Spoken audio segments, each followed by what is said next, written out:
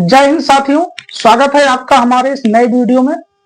साथियों, आज का टॉपिक हमारा जो है वो कैलेंडर है और बोर्ड पर जो क्वेश्चन दिया गया है वो कैलेंडर पर ही आधारित है। वन डे एग्जाम को देखते हुए ये टॉपिक बहुत इंपॉर्टेंट है, चाहे वो लेखपाल हो या रेलवे ग्रुप डी हो या एसएससी सीजीएल हो या एसएससी के कोई भी एग्जाम हो। हर वन डे एग्जाम में 1 से 2 क्वेश्चन पूछे ही जाते हैं। तो क्वेश्चन हमें दिया गया है, यदि वर्ष 1996 में 17 जनवरी को रविवार था तो 2 अप्रैल को उसी वर्ष कौन सा दिन होगा। तो ऐसे क्वेश्चन को सॉल्व करने से पहले सबसे पहले हमें कैलेंडर के बारे में पूरी जानकारी होना चाहिए। अब कैलेंडर के बारे में जानकारी का मतलब कि सबसे पहले एक साल में कितने महीने होते हैं और एक महीने में कितने दिन होते हैं और एक महीने में कितने सप्ताह होते हैं, ये सारी जानकारी हमें नॉर्मल आनी चाहिए, तभी हम कैलेंडर के सवाल को सॉल्व कर पाएंगे। तो सबसे अब इसको याद कैसे करेंगे कि कौन सा महीना कितने दिनों का होता है। तो सबसे पहले हम एक सिंपल सा ट्रिक बताते हैं कि जून सितंबर जानिए, अप्रैल नवंबर 30, फरवरी 28 29, बाकी सब 31। मतलब जून और सितंबर, अप्रैल और नवंबर, ये 4 मंथ जो होते हैं वो 30 के होते हैं। बाकी जितने महीने होते हैं सारे 31 के होते हैं, खाली फरवरी को छोड़कर। फरवरी कभी 28 की 29 होती है और कभी 29 की होती है। अब फरवरी 28 को कब होती है, 29 को कब होती है, ये जान लेते हैं। तो जिस वर्ष लीप ईयर रहता है उस वर्ष फरवरी जो है 29 को रहती है, बाकी चाहे जितने ईयर होते हैं सब में फरवरी 28 को होती है। अब लीप ईयर क्या है, तो लीप ईयर जो है हर 4 साल के बाद एक लीप ईयर आता है, तो वो लीप ईयर में फरवरी 29 की होती है। तो सबसे पहले जब भी हम कैलेंडर का सवाल सॉल्व करेंगे सबसे पहले यह चेक कर लेंगे कि वो ईयर जो दिया गया है वो लीप ईयर है या नहीं। अब आइए हम सॉल्व करते हैं। तो सबसे पहले कह रहा कि 1996, तो 1996 जो है 4 से कट जाएगा, इसका मतलब 1996 क्या है, लीप वर्ष है। 1996 जो है लीप वर्ष है और इसमें फरवरी जो रहेगी, इसमें जो फरवरी रहेगी वो रहेगी 29 की। अब सवाल को हम सॉल्व करते हैं।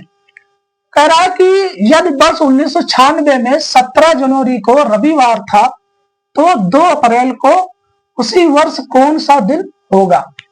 तो सबसे पहले हम दिन के बारे में जान लेते हैं कि कौन से अंक पर कौन सा दिन होता है। अगर 0 आएगा तो समझ लेना रविवार, अगर 1 आएगा तो सोमवार,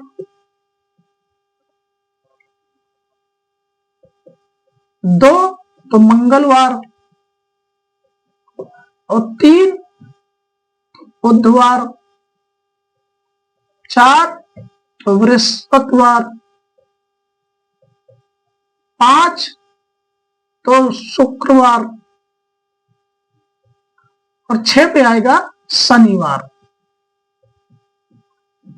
अब इसको हम सॉल्व करते हैं। अभी तक तो रहा ये नॉर्मल जानकारी, अब हम क्वेश्चन को सॉल्व करते हैं। तो सबसे पहले जनवरी की बात कर रहा है कि 17 जनवरी को, तो जनवरी में कितने दिन होते हैं टोटल, पूरे महीने में 31। तो इसको 31 और फिर -17 है तो 17 कर देंगे। तो 31 में से जब 17 को हम माइनस करेंगे तो वो हमें मिलेगा 14, और 14 को हम 7 से भाग करेंगे। अब 7 से ही क्यों भाग करेंगे, 7 से इसलिए भाग करेंगे क्योंकि एक सप्ताह में 7 दिन होते हैं।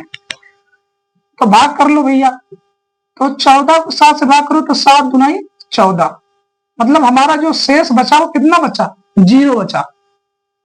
तो शेषफल हमारा क्या बन गया, 0। ठीक है, यहां तक समझ में आ गया।